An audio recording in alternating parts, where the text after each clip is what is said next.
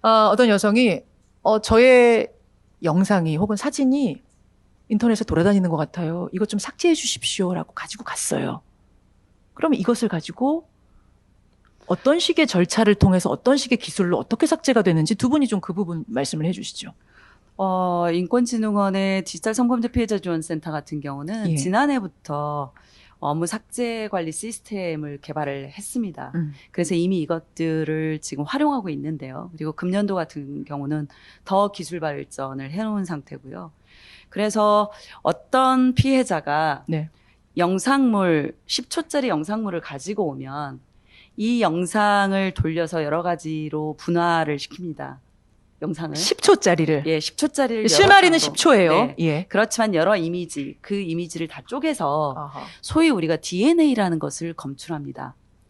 즉, 영상에도 DNA가 있어요? 그렇답니다. 아. 와서 보니까 그렇더라고요. 예, 예. 그래서 그 전에는 디지털상의 지문이라고 하는 해시값으로 축출해서 이미지 삭제 요청을 하고 그랬다라면 이 해시값이라고 하는 것은 그 이미지에 어떤 글자, 점 하나만 있어도 다른 이미지로 읽히거든요. 분명히 내 얼굴이지만 점 하나 찍어서 제가 아닌 것이 되는 거죠. 아하. 그런데 이 DNA라고 하는 것은 저에게 어떠한 것들을 입히더라도 예, 예.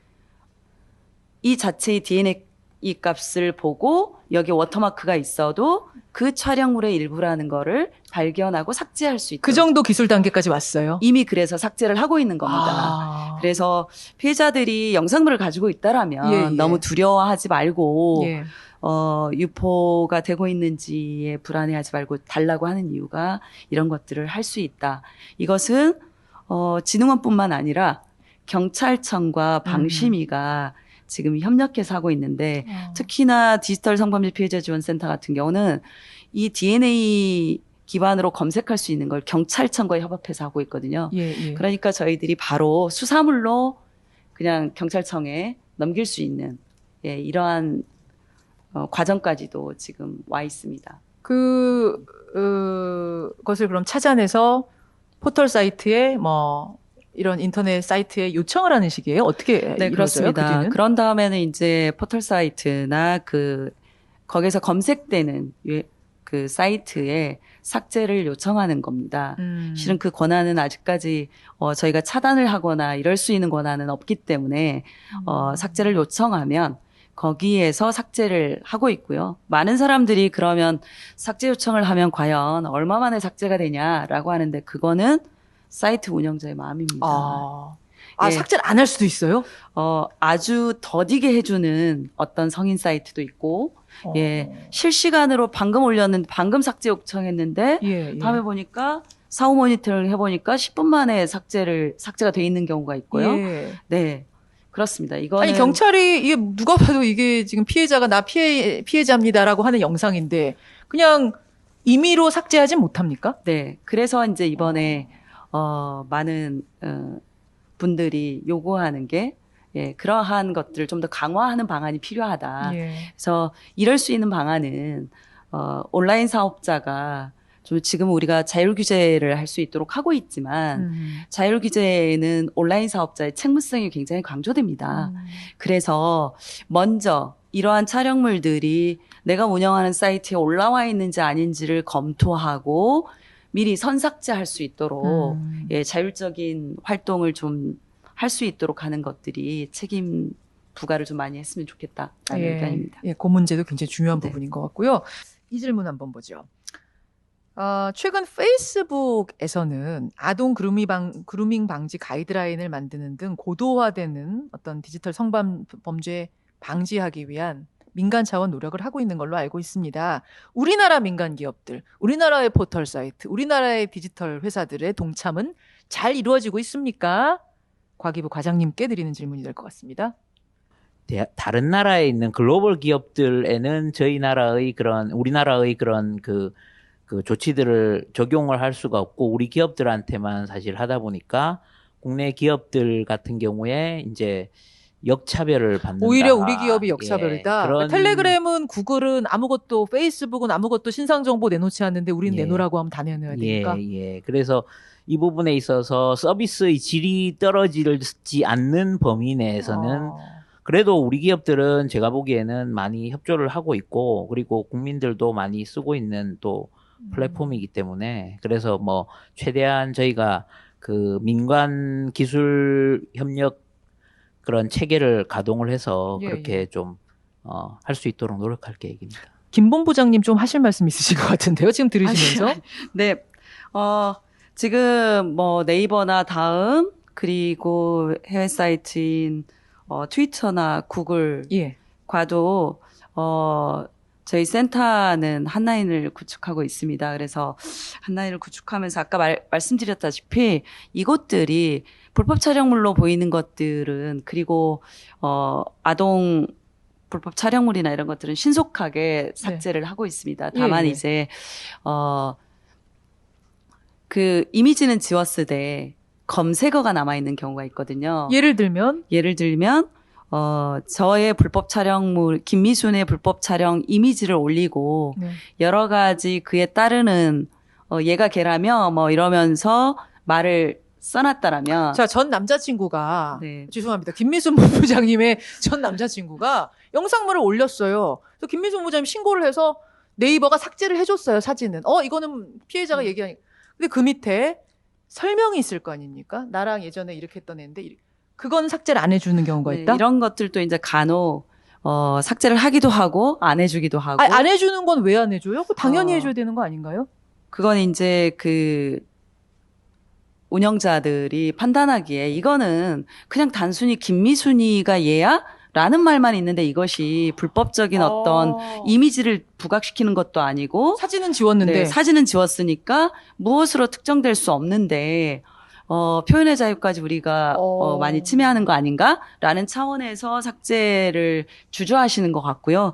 또 하나는 그 밑에 달리는 댓글에서 그럼 또 이 피해자가 특정되는 것들이 나오거든요. 그래서 조금 지금 굉장히 열심히 잘해주고 계시지만 선제적으로 댓글까지도 그리고 이게 불법 촬영물의 어떤 흔적 혹은 불법 촬영 영상에 노출됐던 어떤 분이 계속 회자되고 있다라면 그 사람의 이름을 검색어에서 삭제하는 것도 조금 더 전향적이고 긍정적이고 선제적으로 생각해 주셨으면 감사하겠다라는 말씀을 드립니다. 예를 들어 N번방 땡땡땡 이런 검색어들 계속 돌아다니고 있거든요. 이런 것들 좀 선제적으로 삭제해 주십사 이런 부탁. 그래요.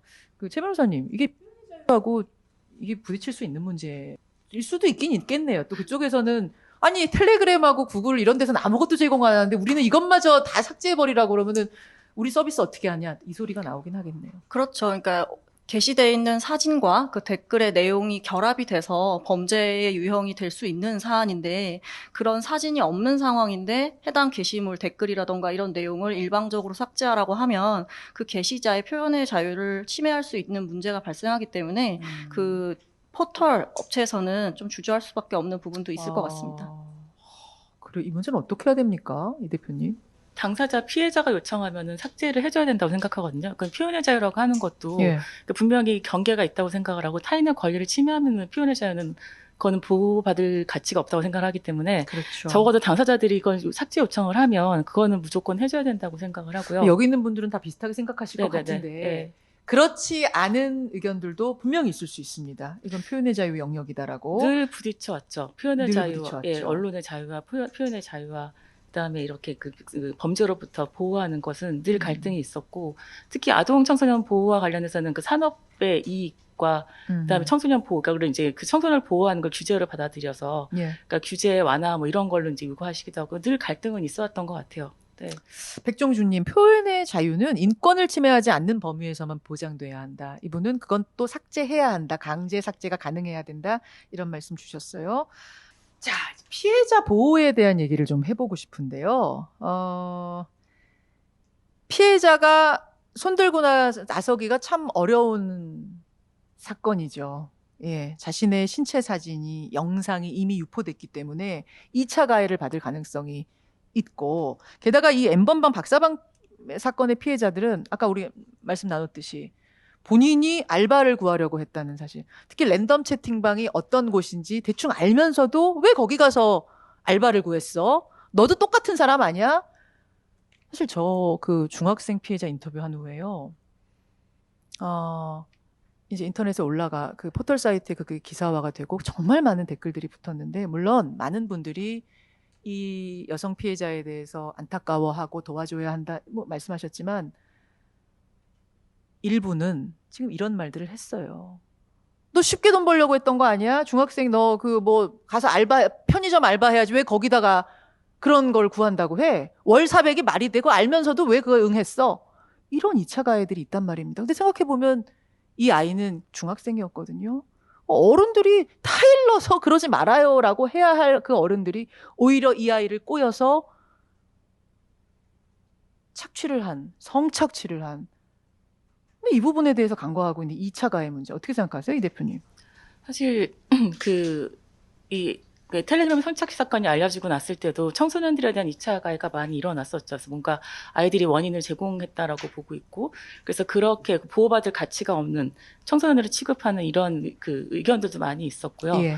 근데 사실 아이들이 어떤 계정을 운영하든 혹은 어떤 고액 알바에 응하든 상관없이 이 아이들의 몸을 착취적으로 이용할 수 있는 권리가 가해자들한테 있느냐의 문제인 것이고, 그 아이들의 취약성이나 아이들이 가지고 있는 여러 가지 문제들을 이용을 해서 그거를 돈벌이 목적이든 아니면 성적인 목적이든지 간에 사람을 이용하는 것은 타인의 권리를 침해한 거잖아요. 사실 몸에 대한 결정권이나 이런 건 온전하게 나한테 있는 것이고. 물론이죠. 예, 이제 그런 것을 보지 않고 단지 그렇게 권리를 침해해도 괜찮은 아이들로 보는 이런 것들이 여전히, 그러니까 뭔가 이렇게 피해자는 그러니까 좀 정숙한 여성이어야 되고, 그리고 이렇게 보호받을 만한 가치가 있는 정조를 지킨 여성이어야지 되고, 그렇지 않을 경우는 보호받을 가치가 없다라고 하는 이런 그 기존의 그 성통념이나 이런 부분들이 계속 여기서도 반영이 되고 있는 거죠. 근데 사실 그냥 아주 극단적으로 표현을 해서, 예.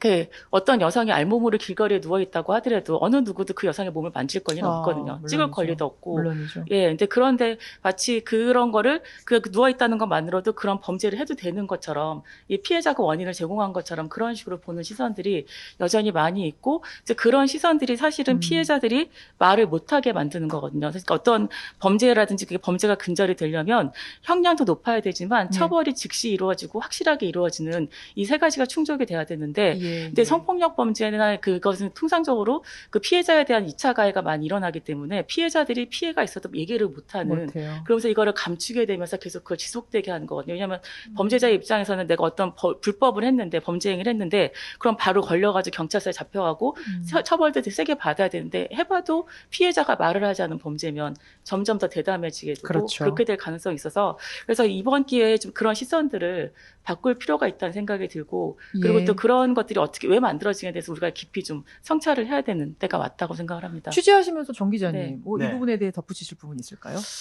저도 이제 경찰을 이제 수사관을 취재하다 보면 좀 늘 해주시는 말이 이 이야기들이 있거든요. 이게 결국에는 이런 가해자들을 좀 없애기 위해서는 좀 피해자들이 어쨌든 간에 좀 되는데. 드러나고 해야 되는데, 사실 이제 이런 2차 피해나 이런 문제들 때문에 그동안 나서기 힘든 그런 문제들이 존재했던 게 사실이거든요. 그래서 경찰도 지금 굉장히 이제 이 피해자들을 어떻게 보호할 것인가에 대해서 굉장히 많은 고민을 하고 있습니다, 지금. 예컨대 얼마 전에 그 사이버 안전국에서 이제 디지털 성범죄 관련해서 매뉴얼도 새로 만들었는데, 아예 한 챕터를 이제 피해자 보호에 관한 부분으로 넣었거든요.